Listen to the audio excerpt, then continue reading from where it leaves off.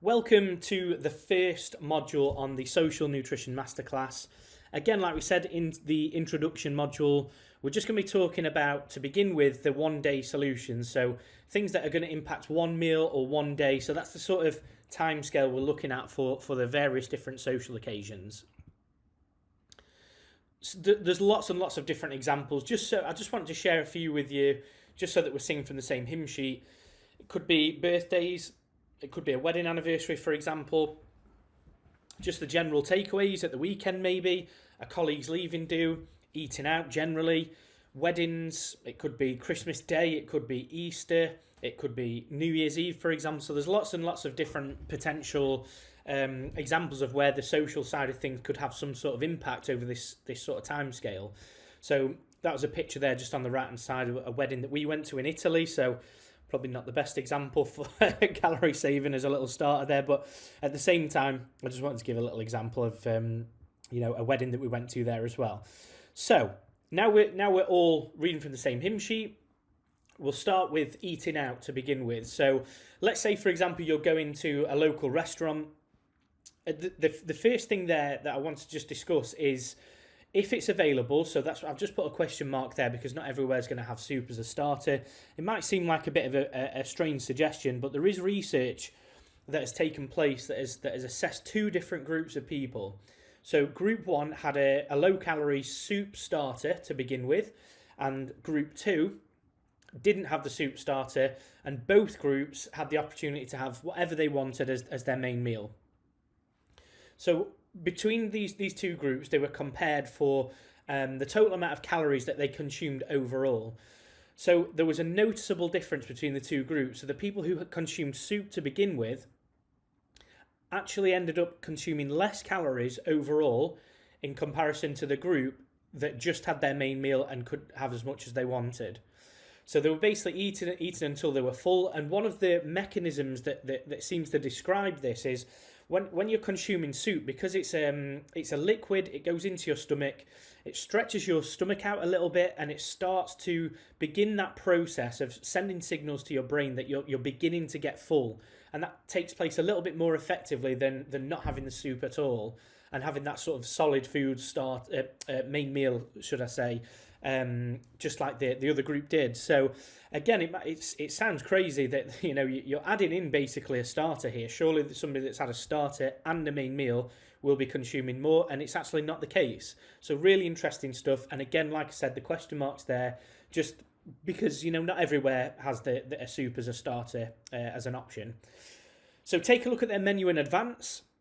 On the right hand side, I've actually screenshotted a menu from a local restaurant. I think it's a Turkish restaurant. We've been there many times, and I want to give you an exact example. So if I could just get you to cast your eyes across to number 4. So there's the chicken grill there. We've got chicken cubes, charcoal grilled, served with salad, rice and bread. So it's really not too bad at all. Depending on the bread, for example, that might just sort of peak the calories a little bit, possibly. But you've got the option here because they're all sort of separate entities. So the chicken cubes, that's separate. The salad's separate. The rice is separate, and the bread's separate. So you've got an opportunity now to pick and choose what you decide to eat and at what time. So when it comes to the chicken cubes, they're absolutely beautiful, really well marinated. So I'm really happy with this meal. But that's a fantastic protein source to begin with. What I'll then do is move on to the salad. By this stage, I'll start getting a little bit full, and then maybe I'll have a little bit of rice with that possibly. And, the bread I can sort of just leave to the side. I don't have to have all of that. It's, if I'm still feeling a bit hungry, I might have that. But even if you had all of it, it's not necessarily that much of a peak in calories on this meal. However, if I could just cast your eyes across to number 17 in the second screenshot just below. This is something that my wife has almost every time that we go. So she'll have the chicken breast, again charcoal grilled, but topped with mushroom and cream sauce. And there really is an absolute shed load of sauce with this particular dish when it arrives. So with a dish like this, there's going to be a drastic difference in those calories because of that cream sauce. It's going to make a big difference.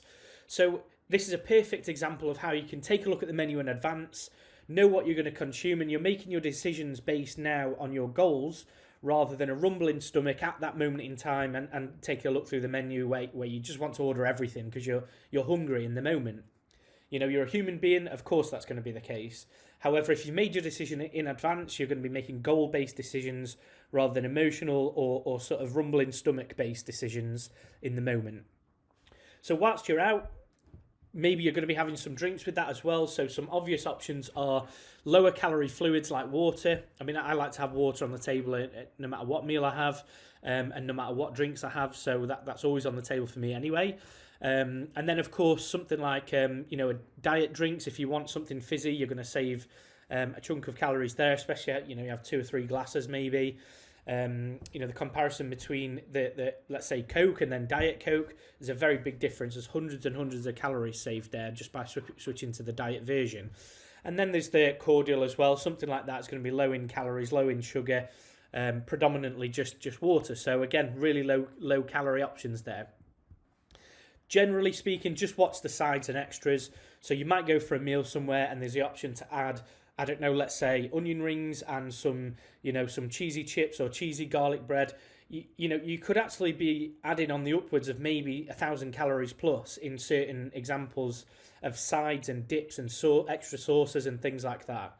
So just be really mindful of the extra bits as well on top of the main meal.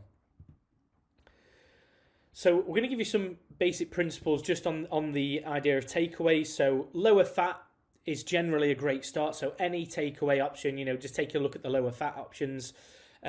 Making sure that you're having some lean sources of protein as a priority. So let's say, for example, there's pizza places that do other things like kebabs and burgers and things like that. If you're having something like, for example, maybe a chicken kebab, that might be a lower calorie option than having something that's something like pizza that's a meat feast with extra cheese, for example. There's going to be a lot more fat in that, and there's going to be a much bigger peak in calories. So just prioritizing those lean sources of protein. Again, like we mentioned, just watch the dips, the chips and the sides, and the extra chicken wings, the extra this, that, and the other. You really can start heading towards almost doubling the calorie intakes when you've got all the other additions and accompaniments with that. So avoid the fried dishes where you can. It just stands to sense. For example, if we're going to give you some specific examples on the next slide here, but if you compare something like fried chicken, for example, to like a grilled chicken breast, there's a big difference in calories. So just avoiding those fried dishes wherever you can. Generally speaking as well, if you can get more veg, let's say if there's like a local restaurant that does takeaways as well, and you order like seasonal greens and things like that as an additional extra, you might want to put that on your plate first with that lean source of protein, and that will basically lower the total calories per gram as well. So takeaways continued. So like I said, I just want to give you some specific examples of what it might look like in real life, decision making wise. With the curries, you've got something like chicken tikka, so there's no sauce with that. Of course, there's chicken tikka masala that has the sauce with it as well. But if you prefer, you can have the chicken tikka on its own. So it's literally just the marinated chicken, grilled or oven baked or however. Or something like jalfrezi, which is more like peppers and onions and things like that in a tomato-based sauce. And because the sauce is predominantly sort of veg-based, more often than not, it's a lower calorie option. In comparison to something like chicken korma, for example, or butter chicken, these are real sort of butter and cream heavy dishes that are really going to peak those calories. Pizza, a thin crust, let's say spicy vegetable option, that's going to be much lower in calories, for example, in comparison to something like a deep pan meat feast. And again, especially with pizzas, there can be huge, and I mean huge variations. There's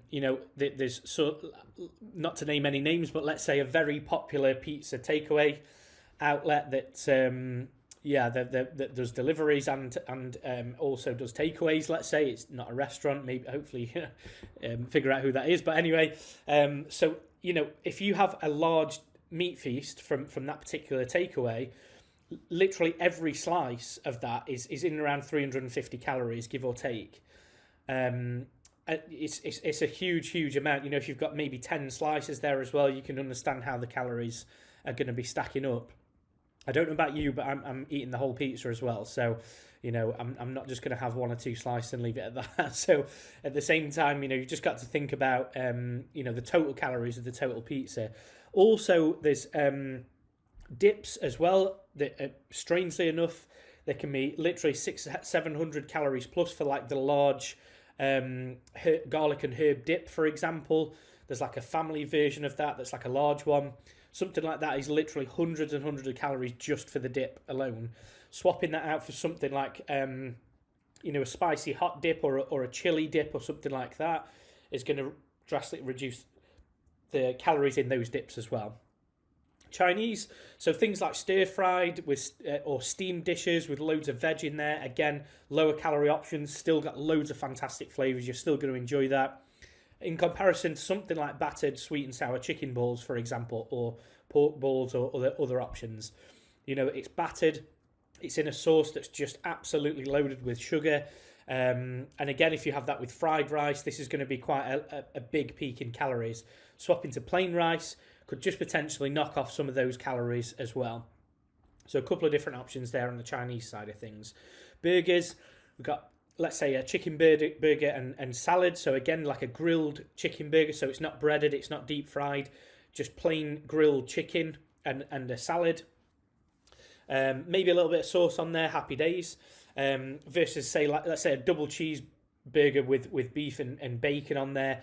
And it's just dripping with cheese and sauces and other things. And again, there's going to be a big difference in calories there. So again, I wanted to put chicken in there. There's lots of varieties out there, but I've given you the option of a very famous chicken restaurant. So Peri Peri chicken breast with grilled veg. It might be coming in at sort of in and around 500 or 600 calories. There's also a whole chicken platter that's coming in at sort of 1,500 calories. So there's literally potentially a difference of 1,000 calories just from those two options. So again, like we said, just avoid the fried chicken where you can, of course, and go for that sort of lean chicken breast instead. Okay, the alcohol side of things, it could be a night out, it could be drinks, accompaniments with your food and what have you. So, this might be a huge help for a lot of people on this particular topic. So what we do need to do is just take a look at the drinks, the higher calorie drinks options. So there's things like lager and cider and stout, for example. They're the types of drinks that you have maybe quite a few of. And also some of the cocktails, you'd be shocked to understand how many calories are in those cocktails. Some of the chocolate martini cocktails and pina coladas and things like that can have 400, 500, 600 calories per drink. So, if to put that in real terms, that's like a whole meal. So, you can easily see how the total calories for that particular day can rack up. On the right hand side there, we've got loads of different lower calorie options. So again, things like Prosecco and champagne, vodka and soda, gin and tonic, these are lower calorie options per drink. Jack Daniels and Diet Coke. So generally speaking, let's say if you had, 3 drinks from the left hand side, let's say you have 3 pints or something like that, there might be over 600 calories in that. Whereas if you have 3 Jack Daniels and Coke or generally speaking like a spirit and a diet mixer, it's coming in at 50, 60 calories in and around that area. So you're going to be having maybe 150, 160, 170-ish calories. So there's a big difference over the course of that evening just from a simple swap. And again, it might not make any difference to you whatsoever. I'm quite happy to have variety of different drinks. So if I'm really trying to watch things, then this is exactly what I do personally. So coffee as well. So generally speaking, you probably don't go a day without seeing somebody walking past with a coffee cup or whatever. It could be meeting up with your mum at the weekend and having a quick coffee and a catch up or something like that. Again, strange as it sounds, but just to give you an exact example of how it can very easily stack up, you get those people that are like, I can't live without my morning coffee, but they'll nip to somewhere like Starbucks or Costa or wherever, and they grab a coffee every single day of the week before they go to work. But again, we've just got to take a look at this because we've got two different options there. These are a little bit more summery drinks, but again, there's loads of different drinks options throughout the year. It could, this is a large caramel frappuccino, for example. 210 calories just in one of those, and then over the course of the week, 1,470 calories. And then if you do that all month, 6,300 calories. So very easy to see how these stack up. You might have one every other day on average, for example. So again, you can just half that. But even then, it's still a big chunk of calories that are sort of being spent on things that when you know the calories, you're probably just going to be sat there thinking, I'm not that fussed about coffee really, so it could maybe be better spent elsewhere or saved. In comparison to the right-hand side, large iced Americano, or just an Americano, of course, as well. Super low calories.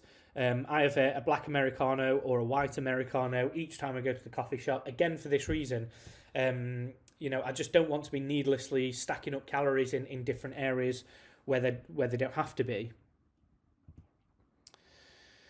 So just a little bit of advice on when you do not have control. So we've gone through loads of different options where you do have control. You can pick what you want from the menu. You can take a look at it in advance. You can pick which coffee you want.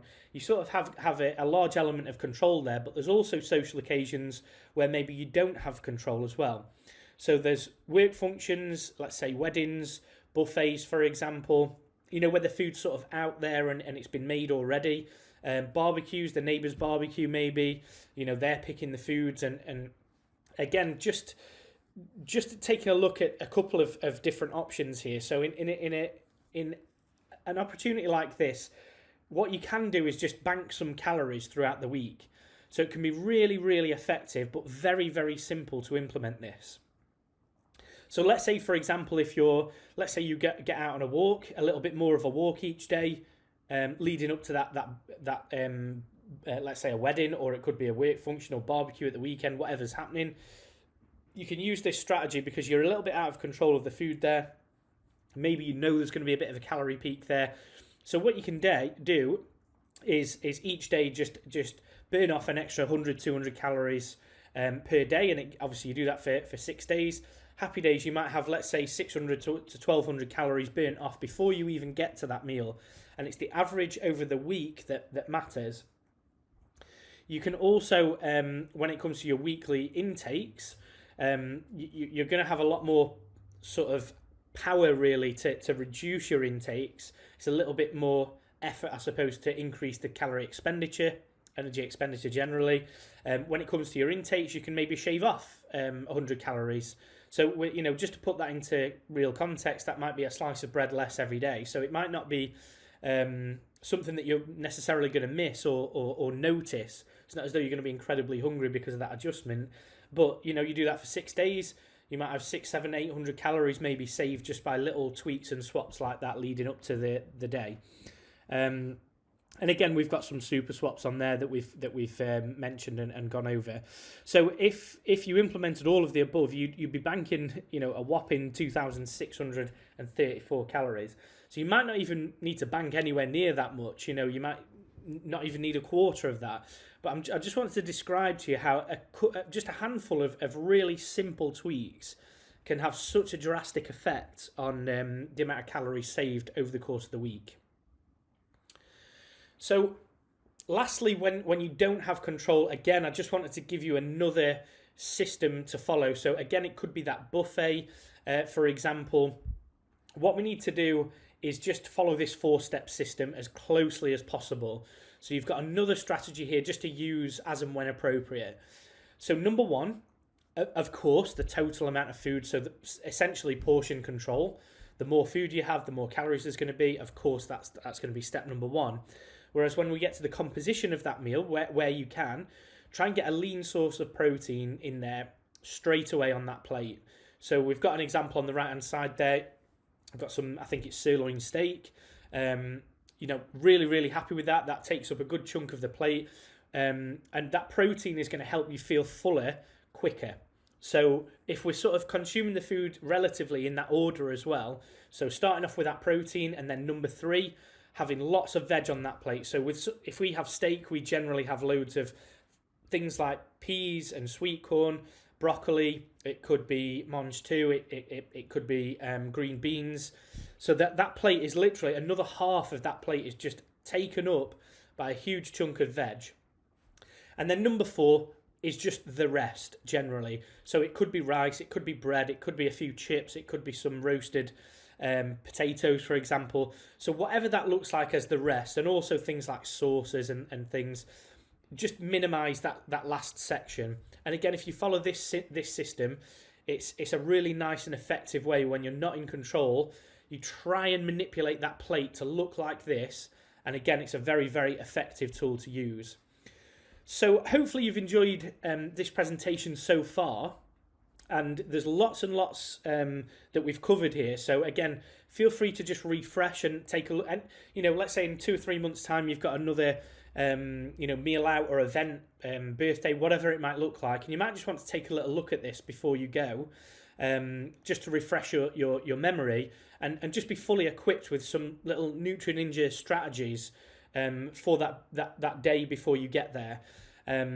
So yeah, really looking forward to the next module. We're going to be taking a look at more sort of longer term occasions that have a bit more of a longer term impact. Looking forward to the next module, and I'll see you there.